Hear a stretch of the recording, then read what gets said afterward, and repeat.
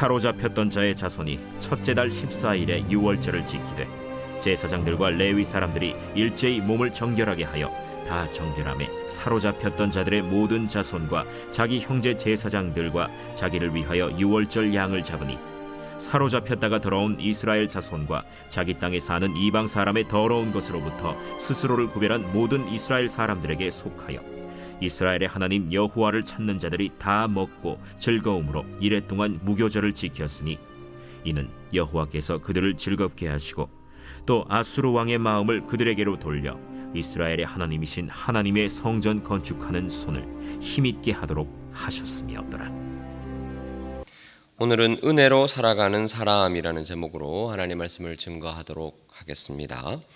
불가능할 것 같았던 성전 건축이 드디어 마무리가 되었습니다. 모든 것이 하나님의 은혜임을 고백하면서 이스라엘 백성들은 성전 봉헌식을 행했습니다. 그것이 어제의 내용이었고요.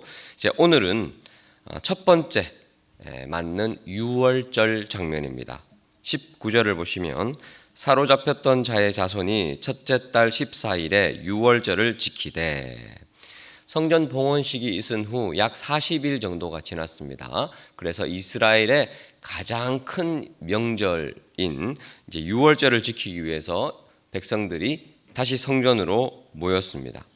성전 완공 후 첫 번째 맞는 그리고 가장 큰 명절인 유월절을 지키는 이스라엘 백성을 지칭하는 아주 독특한 표현이 있죠. 19절 사로잡혔던 자의 자손이라는 표현입니다. 그런데 19절에만 나오는 것이 아니라 20절에도 있죠. 20절에도 보시니까 제사장들과 레위 사람들이 일제히 몸을 정결하게 하여 다 정결하며 하매 사로잡혔던 자들의 모든 자손이라고 표현되어 있죠. 그리고 21절에도 한 번 더 나옵니다. 사로잡혔다가 돌아온 이스라엘 자손과. 왜 사로잡혔던 자라는 표현을 반복적으로 3번이나 표현할까요?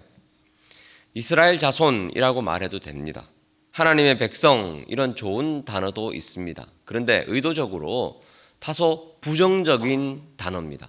사로잡혔던 자, 사로잡혔던 자의 자손.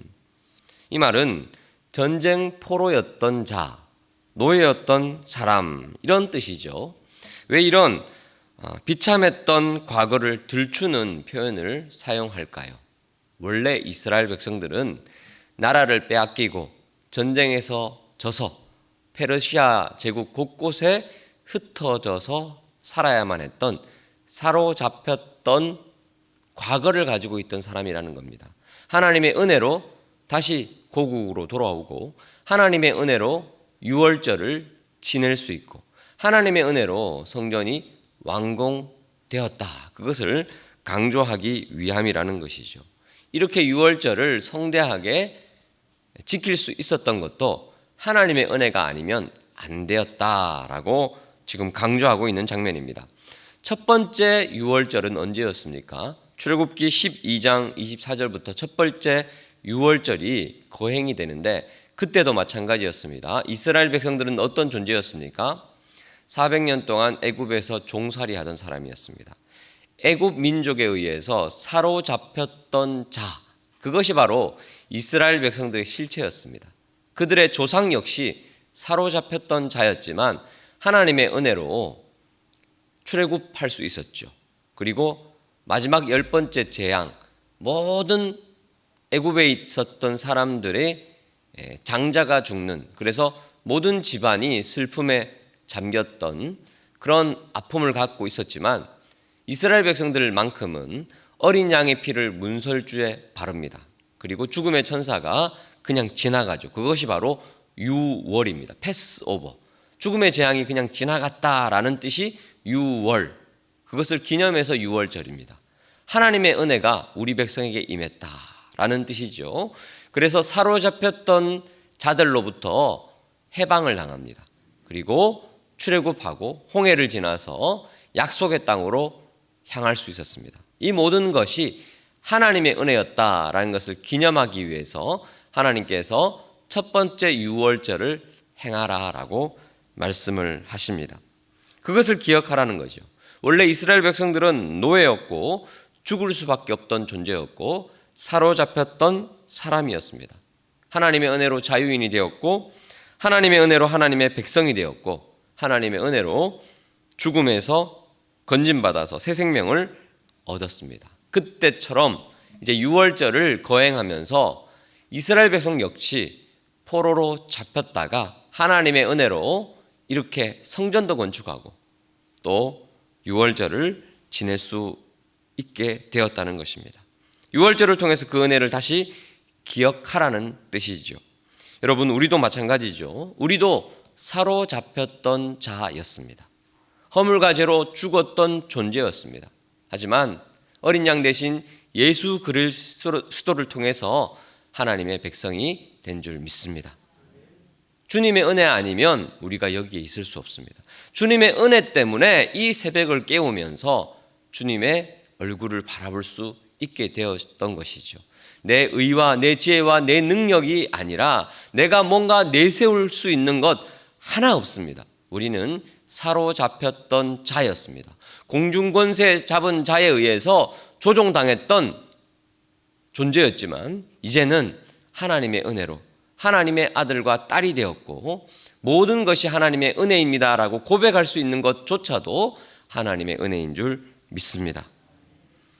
자, 이제 유월절 끝에 무교절이 시작됩니다. 22절을 보시니까 이제 무교절은 유월절 이후에 일주일 동안 묵은 누룩을 제거하고 누룩 없는 빵을 먹으면서 출애굽 역사를 기념하는 절기죠. 그래서 즐거움으로 1회 동안 무교절을 지켰다라고 되어 있습니다.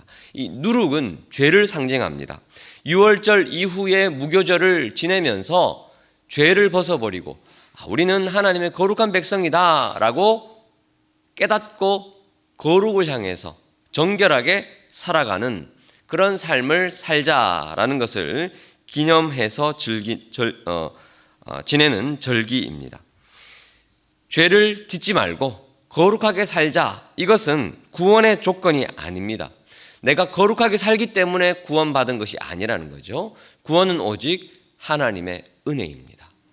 어린 양의 피를 의지해서 우리가 구원받았으니 그 구원의 결과 우리가 거룩하게 살자. 정결하게 살자. 하나님으로부터 값없는 은혜를 받았으니까 그 구원받은 백성답게 살자라고 결단하는 것입니다. 그래서 이 무교절을 지내면서 이스라엘 백성들은 우리가 은혜로 살아가는 인생이기 때문에 또 거룩하게 살자는 결단을 하게 되는 것입니다.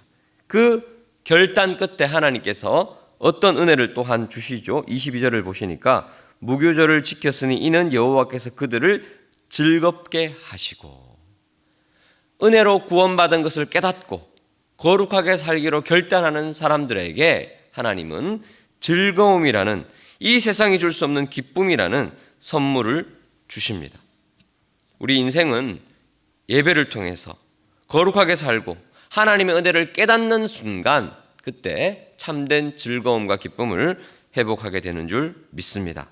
또한 하나님이 어떤 은혜를 또한 주시죠. 22절 후반부를 보시니까 또 아수르 왕의 마음을 그들에게로 돌려 이스라엘의 하나님이신 하나님의 성전 건축하는 손을 힘있게 하도록 하셨습니다. 하나님께서는 아수르 왕, 즉 페르시아 왕의 마음을 움직이셨습니다. 당시 페르시아 왕들의 참 자부심은 무엇이냐? 우리는 아수르 왕들의 후손이다. 이런 자부심이 있었습니다. 그래서 의도적으로 지금 아수르 왕이라는 표현을 쓰고 있죠. 그런데 아이러니하게도 북이스라엘이 어느 나라에 의해서 망했느냐? 바로 아수르에 의해서 망했습니다. 즉 이 말은 하나님께서 이스라엘을 징계할 때도 아수르 왕을 사용하셨고 하나님께서 이스라엘을 성전 건축의 은혜를 허락하실 때도 아수르 왕의 마음을 움직이셨다는 것입니다. 여러분, 아수르가 가장 강력한 제국이었음에도 불구하고 누구의 도구였습니까? 바로 하나님의 도구였습니다. 만왕의 왕은 누구십니까? 바로 하나님이십니다. 아수르 왕의 마음을 움직이시고 아수르 왕을 도구로 사용하시는 분은 만왕의 왕 하나님이라는 것입니다. 우리가 하나님 앞에 거룩하게 살고 결단하고 하나님의 은혜임을 알고 살아갈 때 하나님께서 만왕의 왕으로 우리의 사는 앞길도 인도하시고 가장 강력하게 보였던 그 세상의 왕조차도 하나님께서 하나님의 백성을 다루는 도구로 사용하신다는 사실을 기억하시기를 축원합니다. 말씀을 기억하면서 하나님 오늘도 은혜로 살아가며 만왕의 왕 되신 하나님의 통치 안에 거하는 인생 되게 해 주옵소서. 주의 이름을 부르고 합심해서 기도합니다.